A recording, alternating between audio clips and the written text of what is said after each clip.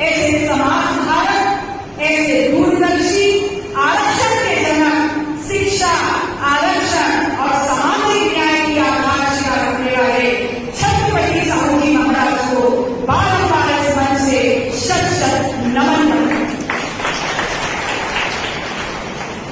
छत्रपति साहू जी महाराज जिन्होंने लगातार बाबा साहब भीमराव अम्बेडकर के संघर्षों में उनकी विचारधारा को बढ़ाने में, प्रोत्साहन देने में कभी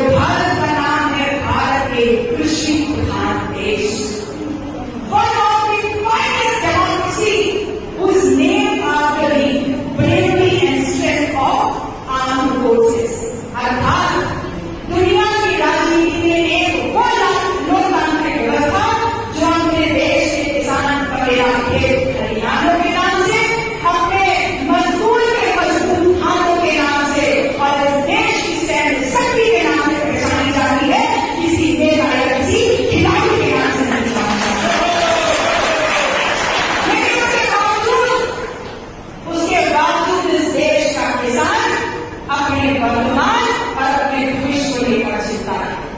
वो इस बात की चिंता रखता है कि आज जो फसल मैंने पैदा करी है, गारंटी नहीं कि कल सुबह उसे सही से काट करके आपके बाजार में बेच भी पाऊंगा, क्योंकि पता नहीं रात रात कौन सी प्राकृतिक आपदा आ जाए, और प्राकृतिक आपदा ना आए तो उत्तर प्रदेश की सरकार के जो बेस्ट ट्रेन है उनके सबसे अच्छे सहायक के छोटा किसान वो आपके खेत खलिहान में कभी भी कुछ करके आपके भविष्य को चौपट करने का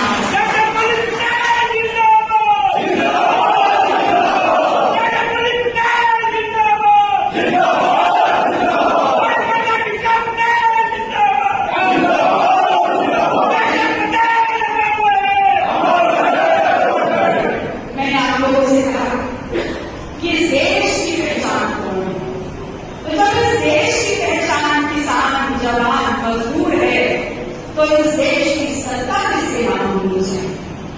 इस देश की सत्ता भी इसी समाज के नाम होनी चाहिए, और इसी व्यवस्था परिवर्तन को लेकर के डॉक्टर सोनेलाल पटेल ने अपना तरकीब नींव रखी। और उन्होंने कहा था कि जब तक इस देश का किसान, जवान और मजदूर नहीं मुस्कुराएगा, जब तक इस देश का पलेगा नहीं मुस्कुराएगा, ये देश किसी भी परिस्थिति में दोबारा सोने की चिड़िया नहीं बन सकता। हम विकासशील देश ही रह जाएंगे, विकसित देश की श्रेणी में कभी नहीं आ सकते।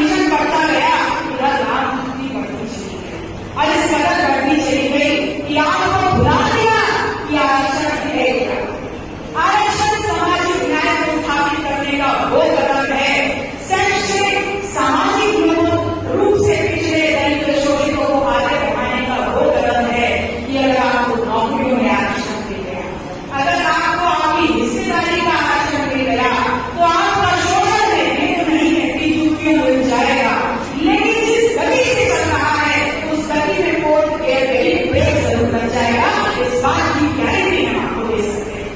लेकिन हो क्या रहा है? हो ये रहा है कि आरक्षण के नाम पर जब बात होती है तो सबसे पहले ये लोग अपनी उंगली हमारी तरफ उठा के बोलते हैं कि इन्हें क्षमता नहीं है, इसलिए इनको आरक्षण दिया जाता है। तो जब वो सवाल आपसे पूछे तो उनकी उंगली उन्हीं की तरफ घुमा के बोल दीजिएगा कि हमारी क्षमता है या नहीं है, इसका उत्तर हम बाद में देखेंगे। पहले इस बात का जवाब दो कि जब ये गुलाम भारत आजाद हो रहा था तो आपने अपनी क्षमता के अनुरूप इन मनमानियों में अपनी क्षमता को दिखाते हुए वो तमाम जितने रोजगार के अवसर वहां थे उन सभी पे कब्जा करने का काम किया था और इस देश की बात को हमारे हाथ से छीन करके अपने हाथ में ले ली थी और 75 साल इस देश को इन क्षमता पर चलाते चलाते आज कर्ज में डुबोने का काम किया है। तो क्षमता के सवाल में ये होना चाहिए 30 साल में हमें ऐसा कुछ नहीं किया कि आप हमारे क्षमता का मूल्यांकन करने आएंगे, मैं आपसे देखने आएंगे। ये समझ लीजिए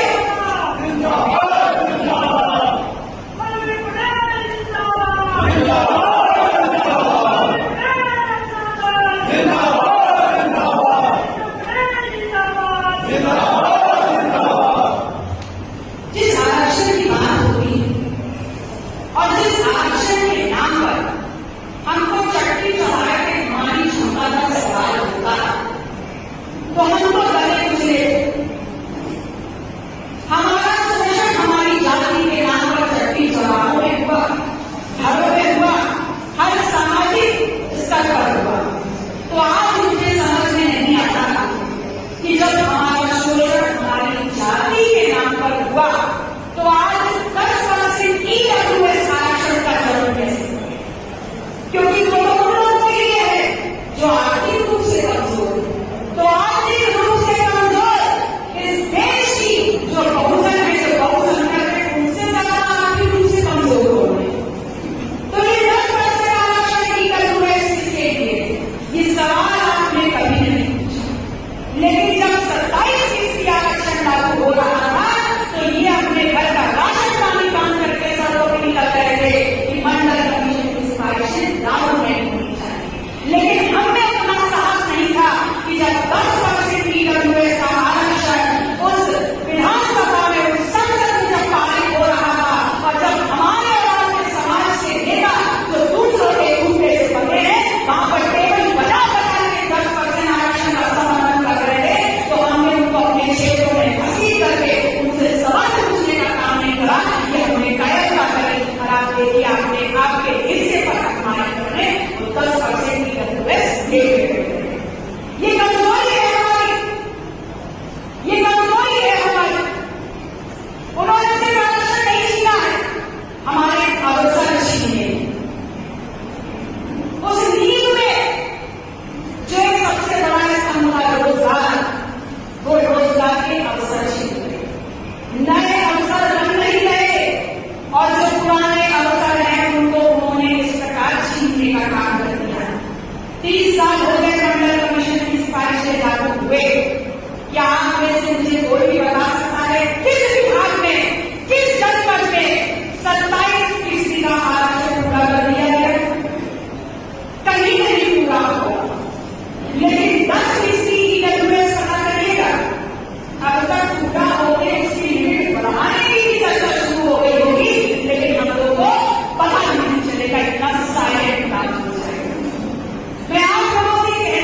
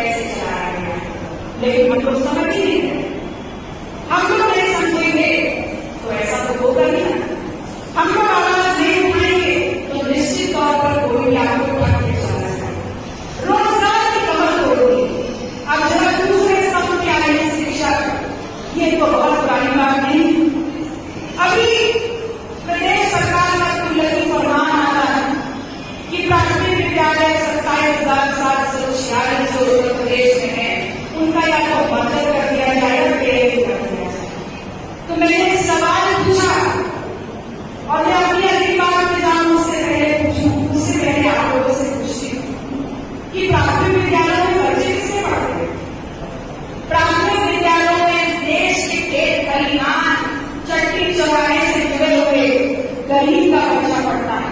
और इस देश में गरीब की परिभाषा क्या है?